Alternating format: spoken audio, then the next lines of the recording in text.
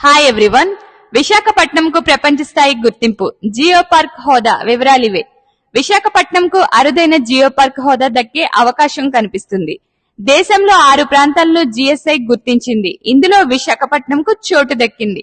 ఇటీవల ఢిల్లీలో జరిగిన సదస్సులో చర్చ జరగగా దేశంలో 6 ప్రదేశాలను షార్ట్ లిస్ట్ చేశారు. విశాఖపట్నం ఎర్రమట్టి దిబ్బలు, బౌద్ధరామాలు, బొర్రా గుహలు, తూర్పు కనుమలకు చరిత్ర ఉంది. విశాఖపట్నంకు జియో గుర్తింపు వస్తే భారీ ప్రయోజనాలు చేకూరనున్నాయి.